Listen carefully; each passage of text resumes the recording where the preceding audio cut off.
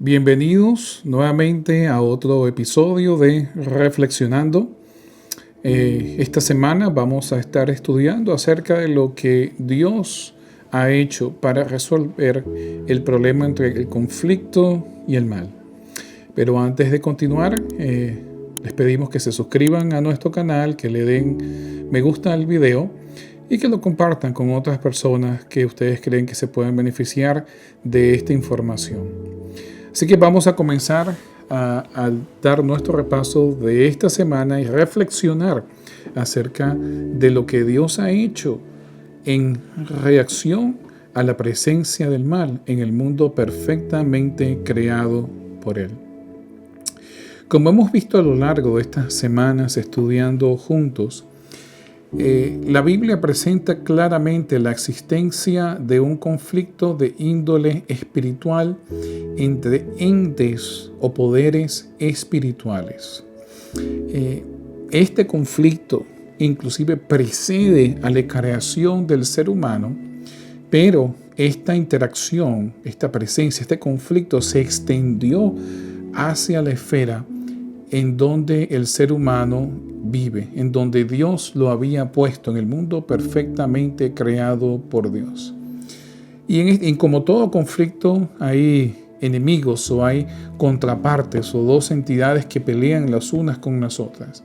Y nosotros hemos visto que la Biblia presenta por un lado el conflicto a Dios, en quien se origina el bien, en quien se origina el amor, la misericordia, la justicia, y por otro lado el enemigo.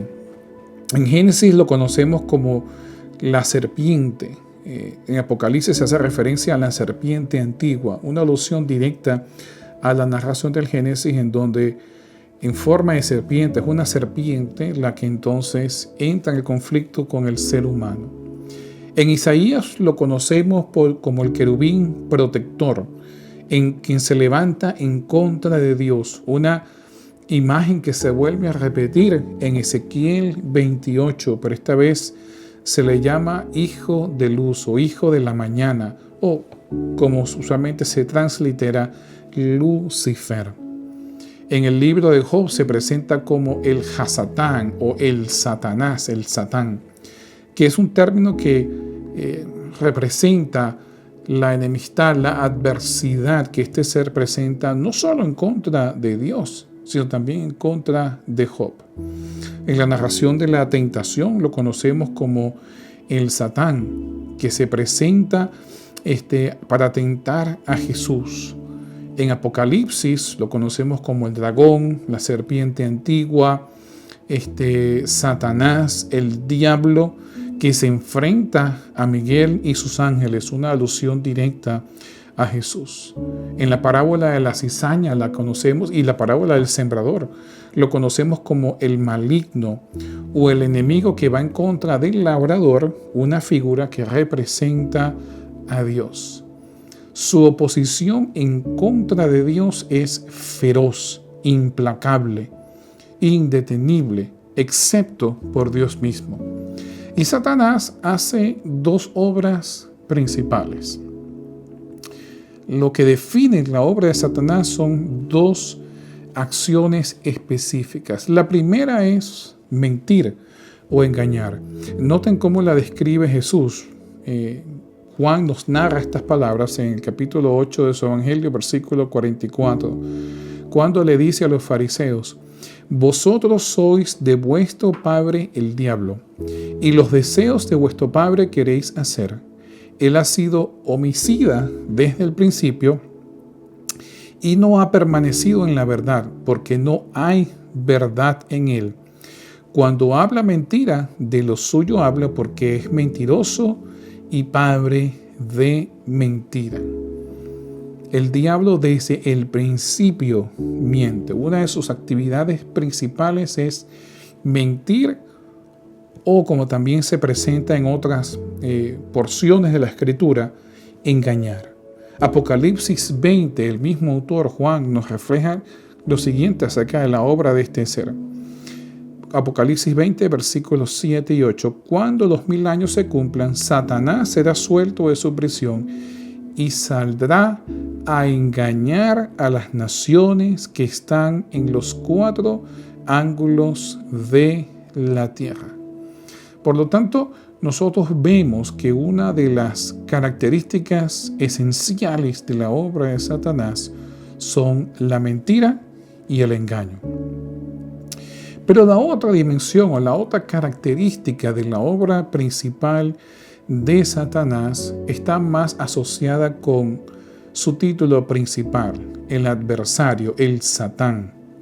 Y es acusar, es adversar. Noten lo que dice Zacarías 3:1.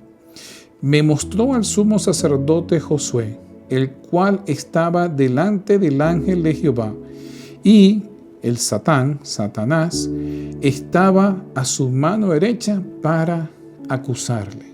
Satanás acusa constantemente. Apocalipsis 12:10, Juan nos refleja lo siguiente. Entonces oí una gran voz del cielo que decía: ahora ha venido la salvación, el poder y el reino de nuestro Dios y la autoridad de su Cristo, porque ha sido lanzado fuera el acusador de nuestros hermanos, el que los acusaba delante de Dios día y noche.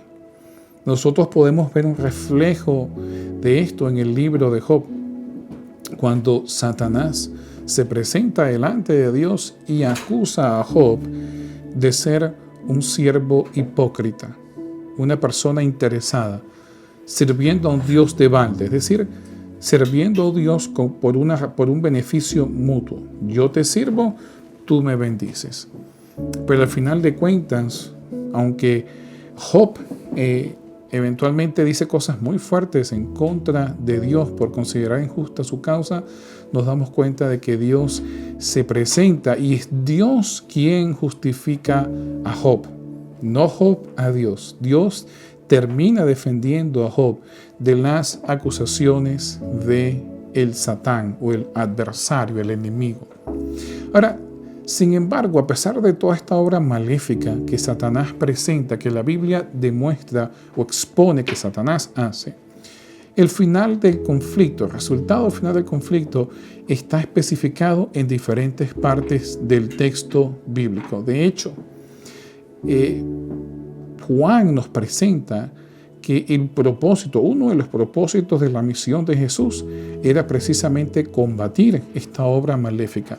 Noten lo que nos dice Juan en su primera carta, capítulo 3, versículo 8. El que practica el pecado es el diablo, porque el diablo ha estado pecando desde el principio. El Hijo de Dios, es decir, Cristo Jesús, fue enviado precisamente para destruir las obras del diablo. Hay dos momentos en los cuales nosotros podemos definir claramente cuál es la misión de Jesús. En una, Jesús mismo nos dice que Él había venido a salvar lo que se había perdido. Pero aparte de eso, Juan nos clarifica que Dios vino a combatir al diablo, a Satanás, y destruir, deshacer sus obras. Por lo tanto, el fin de este conflicto ya está determinado. Ya sabemos quién va a ser el vencedor al final del mismo. Pablo también predice el resultado final en su carta a los romanos, ya terminando su carta en el capítulo 16, versículo 20. Noten lo que dice: y el Dios de paz aplastará en breve a Satanás bajo sus pies. La gracia de nuestro Señor Jesucristo sea con vosotros. Ya en la clausura de su carta, Pablo no quería pasar por alto, después de haber desglosado los diferentes desafíos que enfrentan los creyentes, quería recordarles, como por último, de que Satanás ya está vencido. Dios aplastará todas sus obras. Es el mismo mensaje que nosotros vemos en Juan. Sin embargo, creo que en el último libro de la Biblia, el libro más apoteósico y más difícil de comprender, el Apocalipsis, escrito también por el apóstol Juan mientras se encontraba preso en la isla de Patmos, es quien desglosa con mayor exactitud el resultado final de este conflicto. Y hay un capítulo en particular, el capítulo 12 de Apocalipsis, que yo llamo el capítulo del fracaso de Satanás, ya que en la misma se resume el conflicto entre Satanás y Dios y entre Satanás y los seres humanos, y cómo en cada una de las etapas de este conflicto Satanás fracasa. Déjenme leerles este capítulo y vayamos escena por escena, viendo cómo cada batalla termina en Satanás perdiendo la misma. Noten, versículo 1 de Apocalipsis 12. Apareció en el cielo una gran señal, una mujer vestida del sol, con la luna debajo de sus pies y sobre su cabeza una corona de 12 estrellas. Y estando encinta clamaba con dolores de parto en la angustia del alumbramiento. También apareció otra señal en el cielo. He aquí un gran dragón escarlata, que tenía 7 cabezas y 10 cuernos, y en sus cabezas 7 diademas, y su cola arrastraba la tercera parte de las estrellas del cielo, y las arrojó sobre la tierra. Y el dragón se paró enfrente a la mujer que estaba para dar a luz a fin de devorar a su hijo tan pronto como naciese. Y ella dio a luz un hijo varón, que regirá con vara de hierro todas las naciones.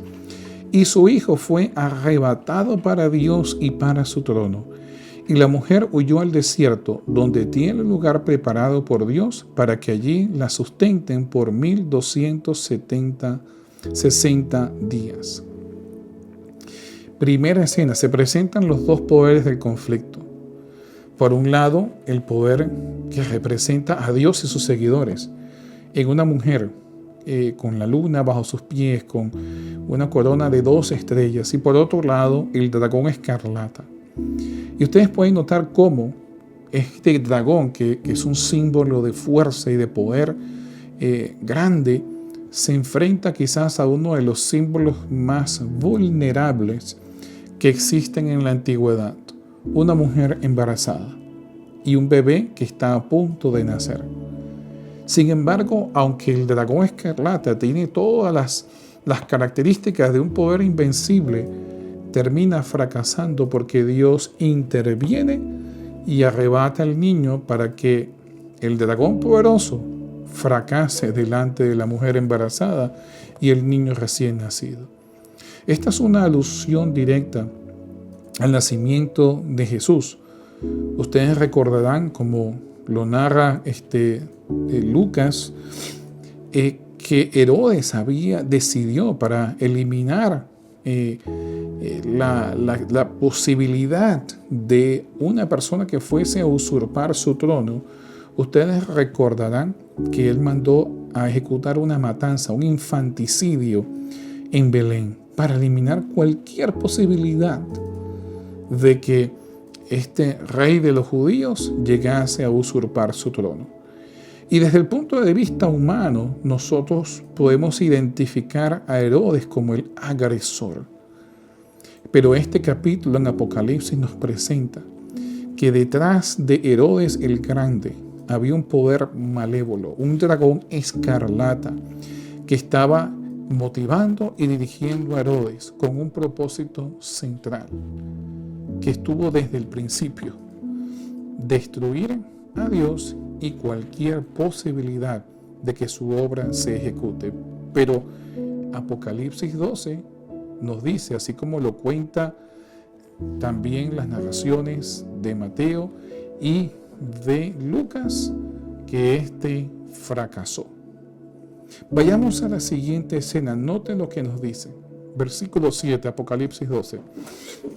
Después hubo una gran batalla en el cielo. Miguel y sus ángeles luchaban contra el dragón, y luchaban el dragón y sus ángeles. Pero no prevalecieron, ni se halló ya lugar para ellos en el cielo. y fue lanzado fuera del el gran dragón, la serpiente antigua, que se llama Diablo y Satanás, el cual engaña al mundo entero, fue arrojado a la tierra y sus ángeles fueron arrojados con él.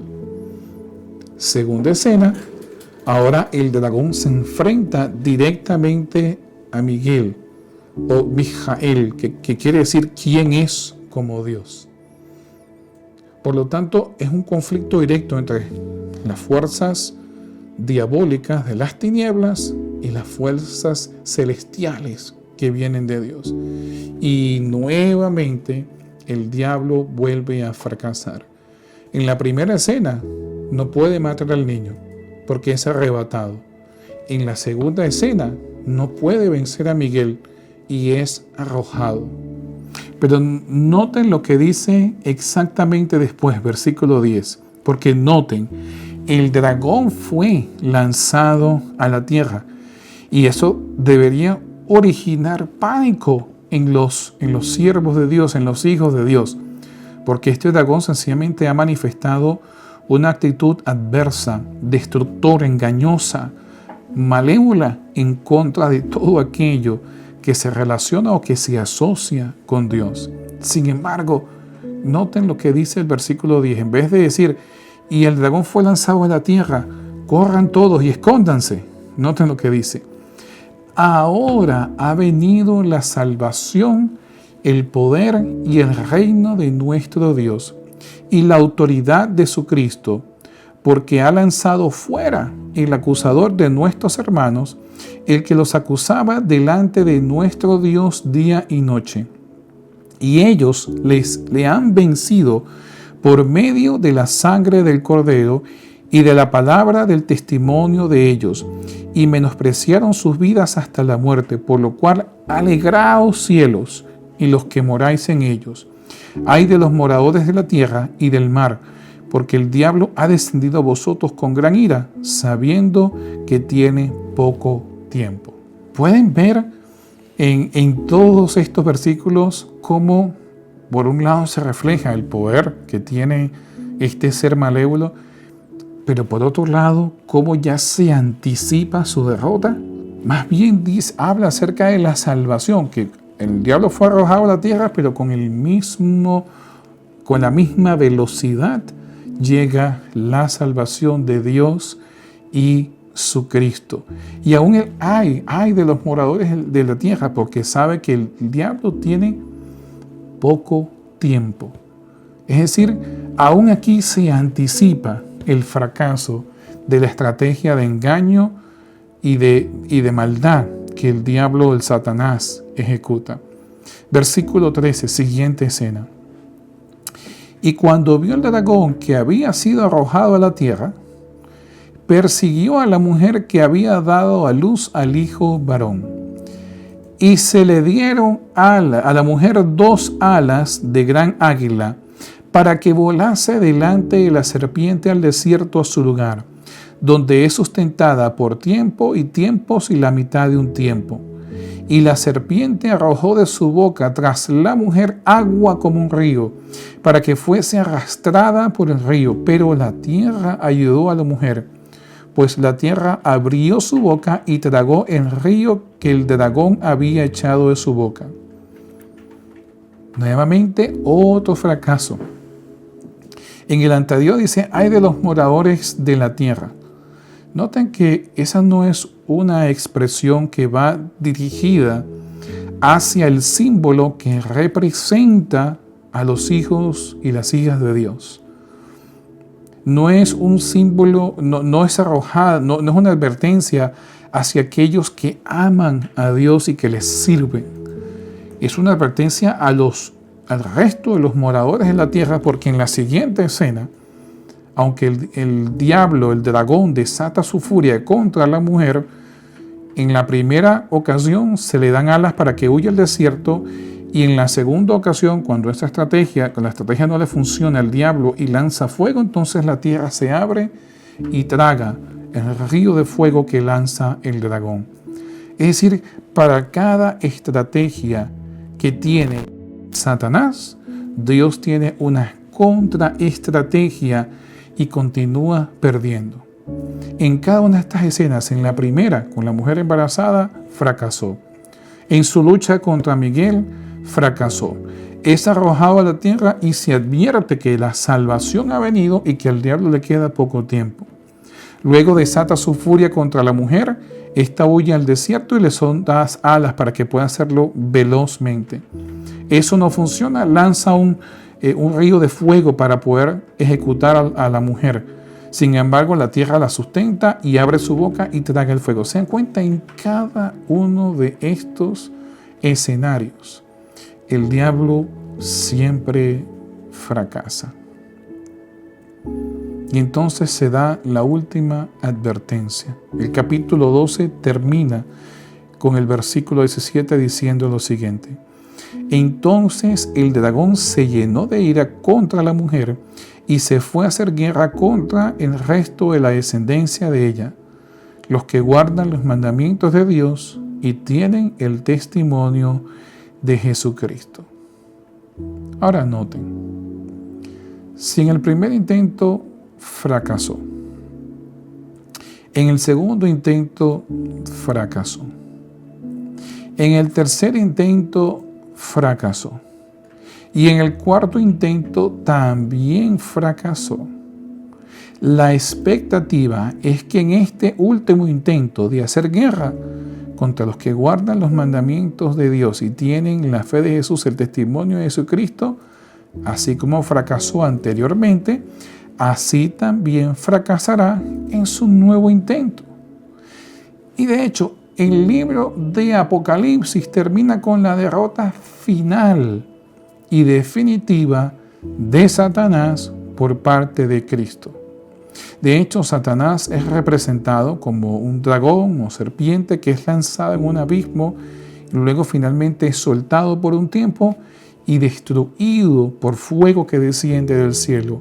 Mientras que la imagen que caracteriza a Jesús es que entra sentado en un caballo blanco, una imagen que conocemos nosotros bien en la historia de Roma, ya que los generales, cuando venían vencedores de sus guerras, de sus batallas, entraban en una especie de desfile por las calles centrales de las ciudades romanas, montando un caballo blanco como símbolo de victoria. Por lo tanto, ya el destino, ya el resultado final de este conflicto está descrito en las palabras en el texto bíblico en diferentes libros y documentos, y en todos se coincide con que el fin de Satanás llegará y su derrota es indetenible. Ahora, se pudiera decir que el conflicto entre Satanás y Dios tiene dos esferas. Una esfera es la esfera cósmica, la cual nosotros acabamos ahorita de hablar y de escribir, la cual se presenta en parte en el Apocalipsis y la cual, como ya lo hemos dicho, establece en forma anticipada la derrota de Satanás. La segunda esfera es la esfera humana, en donde el resultado final es un poco menos predecible, pues el humano es quien debe decidir quién gana la batalla final en su vida individualmente. Noten lo que nos dice el autor de la carta a los Hebreos, capítulo 2, versículos 14 al 18. Así que, por cuanto los hijos participaron de carne y sangre, él también, es decir, Jesús, también participó de lo mismo, para destruir por medio de la muerte al que tenía el imperio de la muerte, esto es, al diablo, y librar a todos los que por el temor de la muerte estaban durante toda la vida sujetos a servidumbre. Porque ciertamente no socorrió a los ángeles, sino que socorrió a la descendencia de Abraham, por lo cual debía ser en todo semejante a sus hermanos, para venir a ser misericordioso y fiel sumo sacerdote en lo que a Dios se refiere, para expiar los pecados del pueblo, pues en cuanto él mismo padeció siendo tentado, es poderoso para socorrer a los que son tentados. Jesús vino a la esfera humana para deshacer las obras del diablo en la esfera humana y para destruir por medio de la muerte a quien tenía el imperio de la muerte. La decisión de aceptar la obra de Jesús es única y exclusivamente de cada persona. Por eso Jesús le dice a Nicodemo que Dios envió a su Hijo al mundo, no para condenar al mundo, sino para que el mundo fuese salvo a través de él y que todo el que en él creyera no se iba a perder, sino que tendría la vida eterna, sería salvo. Es una decisión individual. Ahora, algunos toman estos y otros versículos para arguir que nosotros podemos dejar de pecar por nosotros mismos o quizás con la ayuda inicial de Dios, pero luego por nuestras propias fuerzas podamos llegar a ser perfectos o sin pecado para que Jesús regrese por segunda vez. La idea detrás de esto es verdad que si Jesús fue tentado en todo y era únicamente humano, 100% humano, y venció en todo, entonces nosotros también lo podemos hacer por nuestras propias fuerzas. Sin embargo, eso no es lo que el texto nos está diciendo, porque esta batalla es entre entes espirituales y solamente puede ser vencida por entes espirituales. Ahora, esta idea de que nosotros por nuestras propias fuerzas podemos vencer el pecado, ¿verdad? Y llegar a ser perfectos, se le conoce como la teología de la última generación, o la generación que ha de estar presente justo antes de que Jesús venga, quienes han de ser perfectos en todos y podrán estar bajo sus propias fuerzas sin pecar. Ahora, esta idea no es más que una herejía que coloca el poder de salvar en las manos del ser humano. De hecho, según ellos, según esta idea, es el ser humano quien vindica el nombre de Dios y no Dios quien justifica o quien salva al ser humano. Dios depende del ser humano, de esta última generación, para poder vindicar su propio nombre.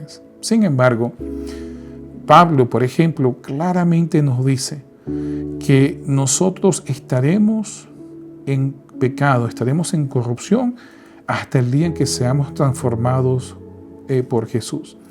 Noten cómo él escribe a los cristianos en la ciudad de Corintios en su primera carta, el capítulo 15 y versículos 53 al 55. Noten lo que dice. Porque es necesario que esto corruptible se vista de incorrupción y esto mortal se vista de inmortalidad. Y cuando esto corruptible se haya vestido de incorrupción, aquí la palabra corrupción y corruptible es sinónimo de pecado, y esto mortal se haya vestido de inmortalidad, se cumplirá la palabra que está escrita: sórbida es la muerte en victoria. ¿Dónde está, oh muerte, tu aguijón? ¿Dónde, oh sepulcro, tu victoria? Es decir, hasta ese momento seremos mortales y corruptos. Entonces, ¿cómo se puede deshacer las obras del diablo en nosotros? ¿Y cómo podemos ser librados del resultado final que le espera a los que se han aliado con Satanás y han rechazado a Dios? Pablo, ¿cierto?, que sufrió azotes, desnudez, apedreamientos, calumnias, hambre por el Evangelio, al final declara que hay una fuerza dominando en sus miembros y que lo bueno que quiere hacer no lo hace y el mal que sabe que no debe hacer termina haciendo. Y en desesperación dice: ¿quién me librará de este cuerpo de maldad, de este cuerpo de corrupción? Y dice nuevamente: gracias doy a Jesucristo, quien nos libra del mismo. El hecho de que Jesús me libra, que me guía, que tengo abogado para con el Padre por si peco, asume de que aunque yo amo a Dios, voy a seguir pecando hasta el día que venga, porque hay una ley diferente que reina en nuestra mente y en nuestros miembros. La ley del pecado, la ley del mal. Pero cuando Jesús venga, en este episodio que describe Pablo, entonces finalmente será arrancada de nuestro ser esta ley. Ya el mal no tendrá poder sobre nosotros y es en ese momento donde nuestra corrupción se viste de incorrupción. Pero entonces en el presente, ¿cómo nosotros podemos evitar ser objeto del mismo resultado final que tienen Satanás, sus ángeles y todos los que rechazan el plan de salvación de Dios? Nuevamente acudimos a Pablo, ya que en dos cartas, uno a los cristianos que vivían en la provincia de Gálatas, en Asia, y a los cristianos que vivían en Roma, la carta a los romanos, escribe Pablo dos cartas hablando precisamente de este tópico. Noten lo que dice en Romanos 3:19.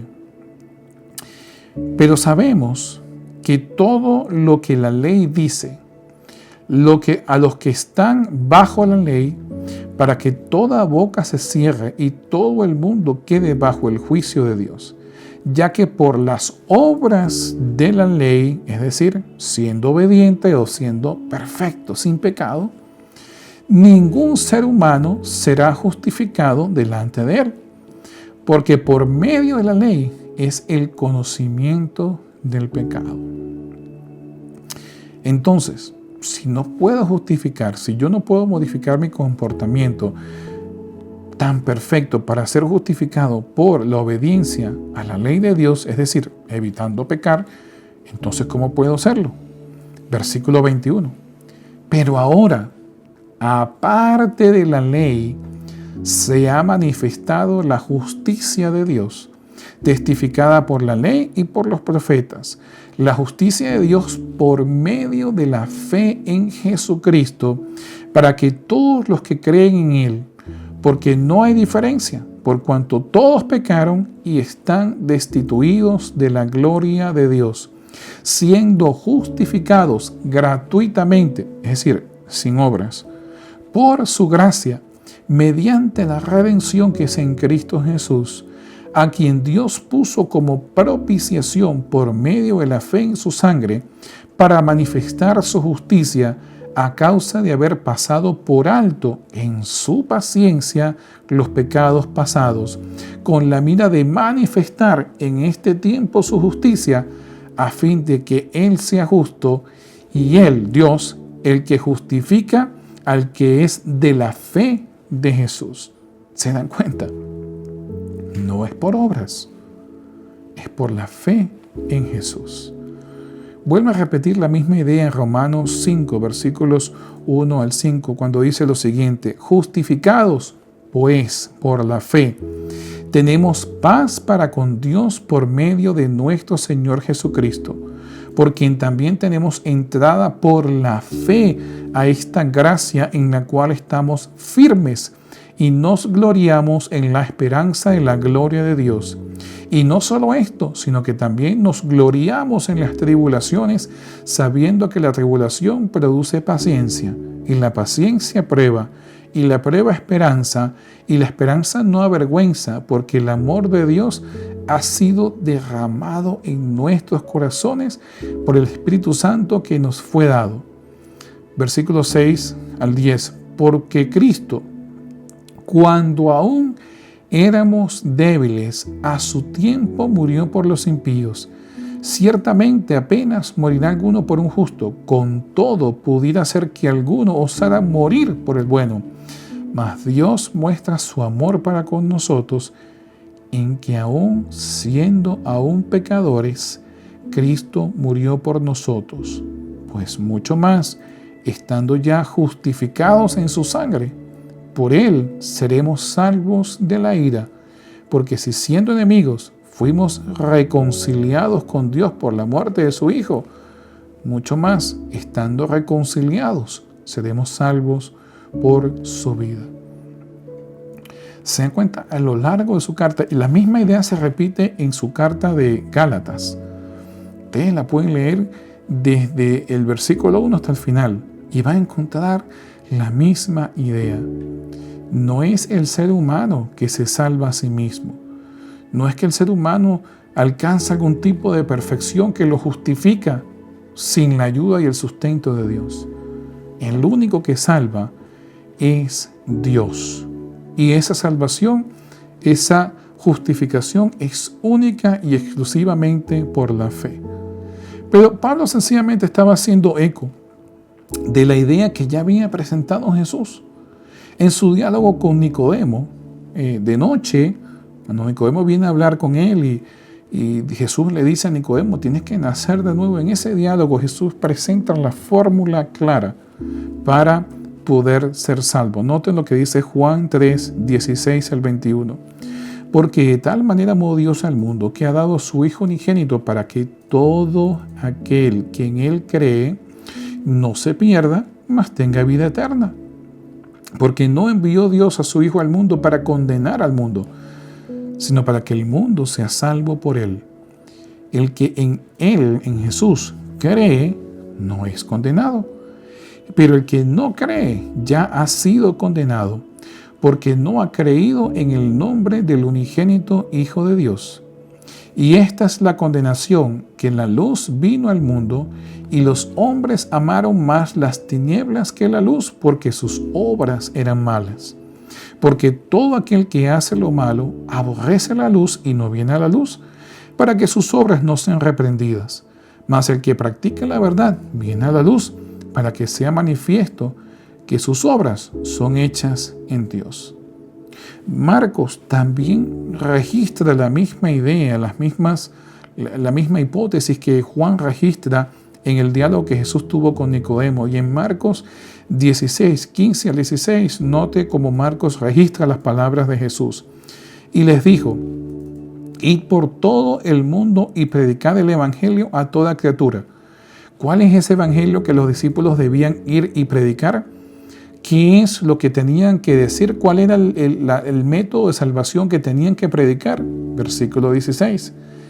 El que creyere y fuere bautizado será salvo, mas el que no creyere será condenado. Los roles son claros. Dios, Jesús, ellos salvan, justifican y redimen. El diablo condena, acusa y engaña. El ser humano puede creer en Dios o creer en Satanás, pero no puede salvarse a sí mismo por sus propios méritos. Ya Dios dio la victoria, pero la victoria solo tiene efecto en aquella persona que lo acepta. La realidad es que la dinámica del conflicto es bastante compleja, como hemos venido estudiando todas estas semanas. Muchas de las preguntas que nosotros hacemos son muy parecidas a las preguntas que hace Job en su experiencia. Se hacen desde nuestra perspectiva exclusiva y limitada, ya que no tenemos una vista completa al panorama completo. Y una de esas preguntas es, ¿pudo Dios haber evitado todo esto? ¿Por qué Dios no puso por lo menos fin al diablo desde un principio? ¿Por qué Él permitió que el pecado llegara al mundo creado? Y como hemos estudiado en otras lecciones, estas preguntas vienen de nuestra falta de entendimiento acerca de la dinámica entre el bien y el mal, del conflicto entre estas dos entidades. Y Job hizo esa misma pregunta. Y siendo sinceros, nosotros no sabemos la respuesta. Pero sí hay otra pregunta que la Biblia contesta claramente. ¿Ha escatimado Dios esfuerzo alguno en reaccionar contra la presencia del mal? ¿Ha hecho Dios todo lo que se podía hacer? Noten lo que nos dice Isaías en esta parábola, que en realidad es un canto, en esta parábola en su oráculo. Isaías capítulo 5, versículos 1 al 4. Isaías 5, 1 al 4. Ahora cantaré por mi amado, el cantar de mi amado a su viña. Tenía mi amado una viña en una ladera fértil. La había cercado y despedregado y plantado vides escogidas.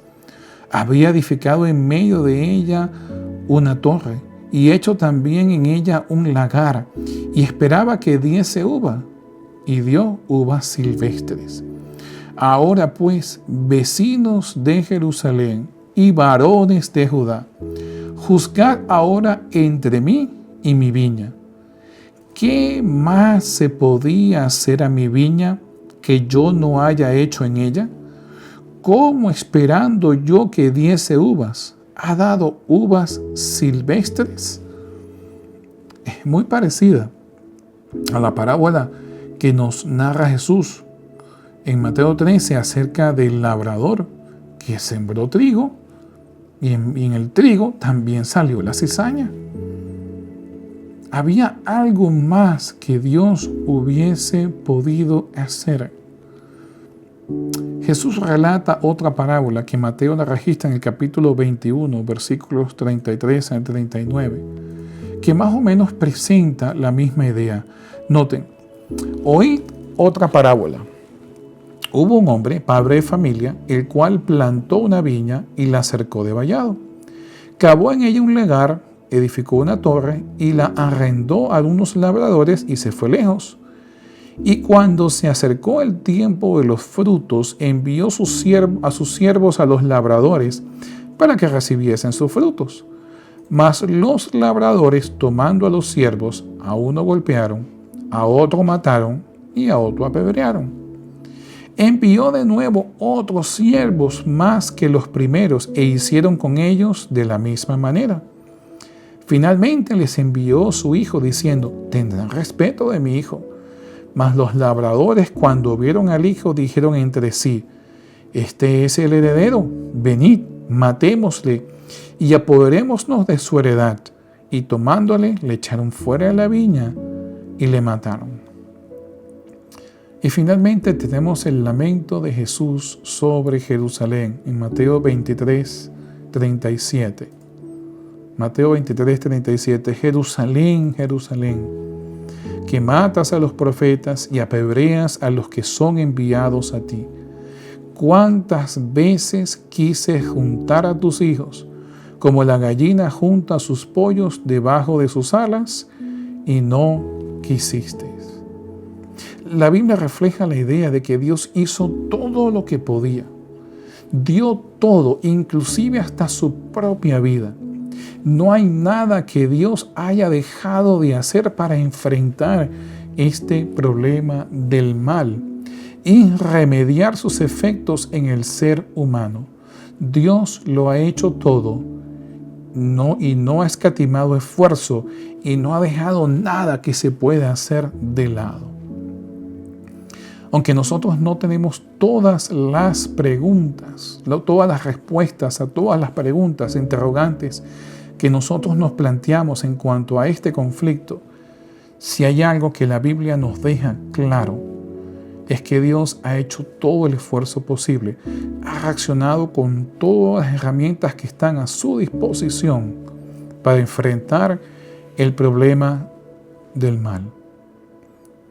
Sin embargo, como dije antes, hay algunos que tienen la osadía de decir que ellos son los que han de vindicar el nombre de Dios.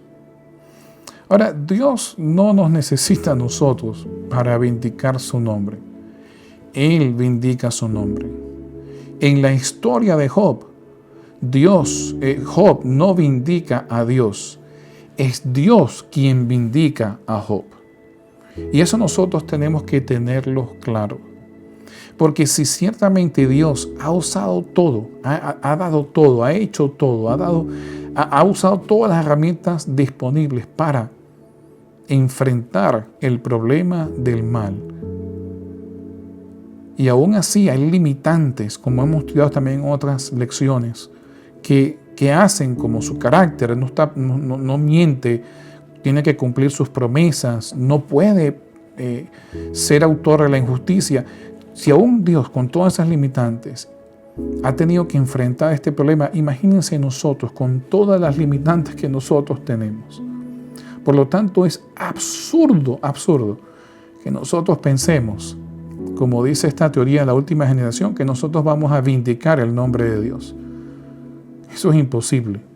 No tiene nada de sentido. De hecho, la Biblia en repetidas ocasiones resalta la inutilidad de las obras del hombre para orquestar su propia salvación. Noten lo que nos dice Pablo en su carta a los Romanos, capítulo 3, versículos 1 al 4. ¿Qué ventaja tiene pues el judío? ¿O de qué aprovecha la circuncisión? Mucho, en todas maneras. Primero, ciertamente que les ha sido confiada la palabra de Dios. Pues que si alguno de ellos han sido incrédulos, su incredulidad habrá hecho nula la fidelidad de Dios. De ninguna manera. Antes bien sea Dios veraz y todo hombre mentiroso, como está escrito, para que seas justificado en tus palabras y venzas cuando fueres juzgado. Nuestras obras son inútiles para justificarnos. Isaías 64, Isaías nos dice también algo similar en los versículos 6 y 7. Noten cómo lo dice. Si bien todos nosotros somos como suciedad y todas nuestras justicias como trapo de inmundicia, y caímos todos nosotros como la hoja y nuestras maldades nos llevan como viento, nadie hay que invoque tu nombre, que se despierte para apoyarse en ti, por lo cual escondiste de nosotros tu rostro y nos dejaste marchitar en poder de nuestras maldades. Por más que nosotros nos esforzamos, nuestras obras son incapaces de poder salvarnos.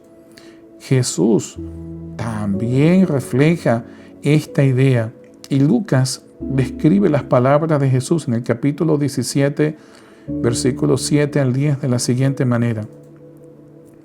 ¿Quién de vosotros, teniendo un siervo que ara o apacienta ganado, al volver él del campo, luego le dice, pasa, siéntate a la mesa? ¿No le dice más bien, prepárame la cena, cíñete y sirva hasta que haya comido y bebido, y después de esto come y bebe tú? ¿Acaso da gracias al siervo porque hizo lo que se le había mandado? Pienso que no. Así también vosotros, cuando hayáis hecho todo lo que os ha sido ordenado, decid, siervos inútiles somos, pues lo que debíamos hacer, hicimos. Y aún Juan, en su primera carta, en el capítulo 1, versículos 8 y 9, vuelve también a enfatizar esta idea. Si decimos que no tenemos pecado, nos engañamos a nosotros mismos y la verdad no está en nosotros. Si confesamos nuestros pecados, Él es fiel y justo para perdonar nuestros pecados y limpiarnos de toda maldad. Si decimos que no hemos pecado, le hacemos a Él mentiroso y su palabra no está en nosotros. Estos son apenas algunos de los muchos textos que reflejan la misma idea. Es Dios quien nos vindica o justifica por medio de su sacrificio y no nosotros a Dios. Nuestras obras no nos salvan.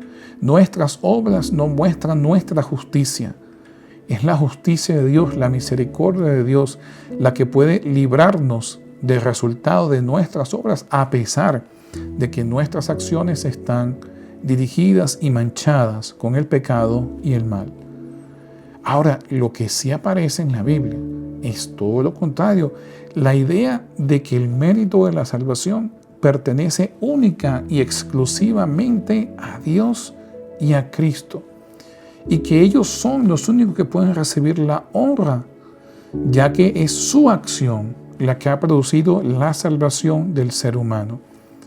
Por ejemplo, Apocalipsis 5, 8 al 10. Noten lo que nos dice. Y cuando hubo tomado el libro, los 4 seres vivientes y los 24 ancianos se postraron delante del Cordero de Jesús, Todos tenían arpas y copas llenas de incienso, que son las oraciones de los santos, y cantaban un nuevo cántico diciendo: digno eres de tomar el libro y de abrir sus sellos, porque tú fuiste inmolado y con tu sangre nos has redimido para Dios de todo linaje, lengua y pueblo y nación, y nos has hecho para nuestro Dios reyes y sacerdotes, y reinaremos sobre la tierra. La salvación pertenece a Dios. Más adelante Juan vuelve a repetir la misma idea en el capítulo 7, versículos 9 y 10. Noten cómo lo describe. Esto es la gran multitud. Después de esto miré, y aquí una gran multitud, la cual nadie podía contar, de todas naciones, tribus y pueblos y lenguas, que estaban delante del trono y en la presencia del Cordero, vestidos de ropas blancas y con palmas en las manos, y clamaban a gran voz diciendo, ¿qué decían? La salvación pertenece a nuestro Dios, que está sentado en el trono y en él y el Cordero. La idea no solo aparece en el Nuevo Testamento. De hecho, es una característica esencial de la obra del Mesías, según lo describe Isaías 53. En él se refleja la idea de que no es mis obras las que me pueden salvar. No es la ausencia del pecado en mí lo que me puede justificar. Por el contrario, es a pesar del exceso de pecado y de maldad que hay en mí que Dios puede salvarme. Y lo hace a través del sacrificio de Jesús. Noten cómo lo describe Isaías. Isaías 53, versículos 4 al 6 primeramente. Noten lo que dicen. Ciertamente llevó Él nuestras enfermedades y sufrió nuestros dolores, y nosotros le tuvimos por azotado, por herido de Dios y abatido. Mas Él herido fue por nuestras rebeliones, molido por nuestros pecados. El castigo de nuestra paz fue sobre Él, y por su llaga fuimos nosotros curados. Todos nosotros nos descarriamos como oveja, cada cual se apartó por su camino, mas Jehová cargó en él el pecado de todos nosotros. Ahora vayamos al los versículos 10 y 11 para completar esta idea. Noten, con todo esto, Jehová quiso quebrantarlo, sujetándole a padecimiento, cuando haya puesto su vida por expiación por el pecado. Verá linaje, vivirá largos días, y la voluntad de Jehová será en su mano prosperada. Verá el fruto en la aflicción de su alma, y quedará satisfecho por su conocimiento, y por su conocimiento justificará mi siervo justo a muchos, y llevará las iniquidades de ellos. Bíblicamente es claro que es Cristo quien salva y somos nosotros los salvados. Es claro quién es el que salva y quién es el que es salvado. Pero el resultado final de la obra salvífica en mi vida queda en mis manos. Ya está en mí el aceptar lo que Dios ha hecho por mí y lo que Dios quiere hacer en mí. Pero que no se nos olvide, nosotros somos los que necesitamos salvación, justificación, vindicación. Y eso solamente lo puede hacer Dios. Espero que les haya sido de ayuda esta material que hemos compartido aquí en Reflexionando. Nos vemos la siguiente semana en otro episodio de este programa Reflexionando.